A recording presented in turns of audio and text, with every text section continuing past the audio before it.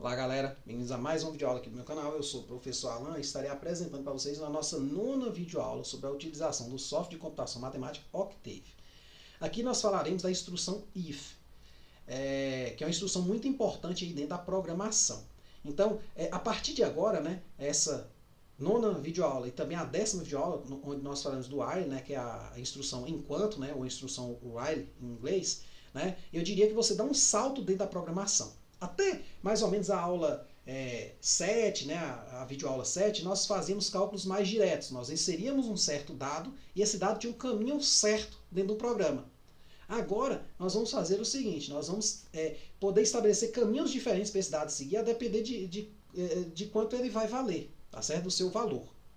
Por exemplo, imagine que eu queira um programa que vai analisar uma entrada inteira, tá certo? Ou real também, né? E vai compará-la com 10. Caso este número seja maior que 10, eu vou adicionar 1 a ele. Do contrário, nada é feito. Ele permanece inalterado.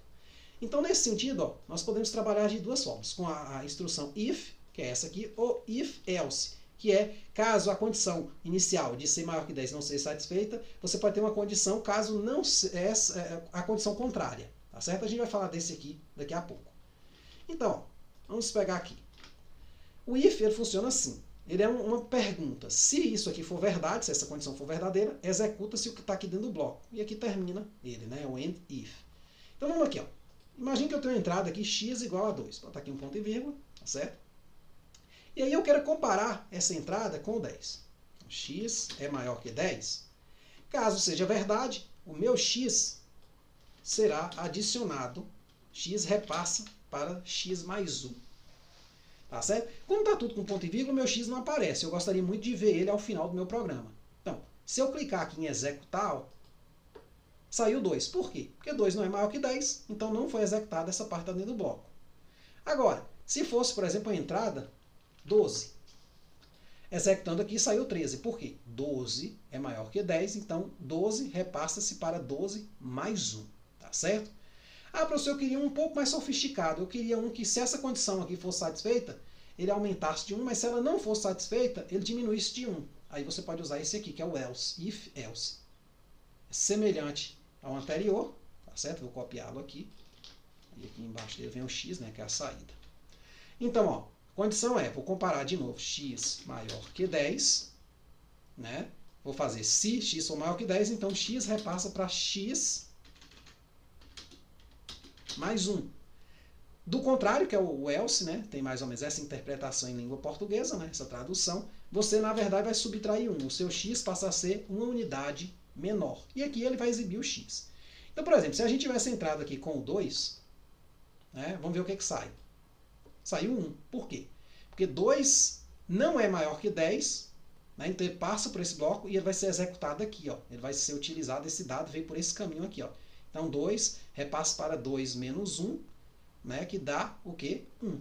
Agora, se fosse o 12, ó, o mesmo elemento do passado, sairia 13, né, porque ele é maior que 10, então soma-se 1.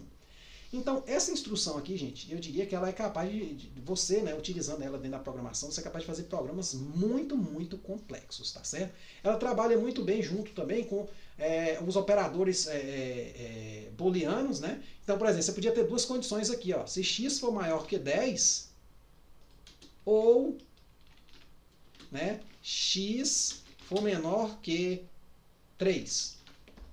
Então, aqui ele vai considerar o seguinte, se pelo menos uma dessas for verdade, porque é ou, tá certo? Então ele vai somar 1. Se as duas forem falsas, né, porque no ou para ser falso vai ser, né, tem que as duas serem falsas, então ele vai subtrair 1. Então vamos analisar aqui, por exemplo, o 12. Né? Vamos analisar aqui o 12. O que acontece? Ó, saiu 13. Vamos analisar aqui o 5. Saiu 5 menos 1. Ó, subtraiu 1. Por quê? Porque o 5 não é maior que 10 nem menor que 3. Então isso aqui é falso. Sendo falso, né? Então essa condição não é satisfeita. É satisfeita o quê? A condição contrária. Então você subtrai 1. Então você pode estar trabalhando aí também com os operadores booleanos vistos na videoaula 8, em conjunto, tá certo? Então observe que dá para fazer muita coisa mesmo. Vou deixar aqui uma tarefinha aí para vocês fazerem em casa, né? Você vai entrar com a matriz 3×3, e você vai ter um programa que faz o seguinte, ele vai calcular o determinante dessa matriz. Se esse determinante for igual a 0, você calcula a inversa, não, você diz que essa matriz não tem inversa.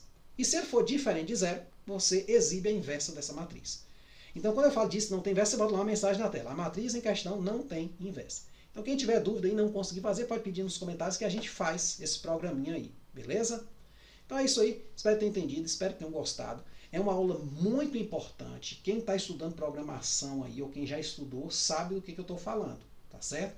E aí dê graças a Deus pelo Octave, né? Ter a instrução if para te ajudar aí na programação, beleza? Então é isso aí, até a próxima.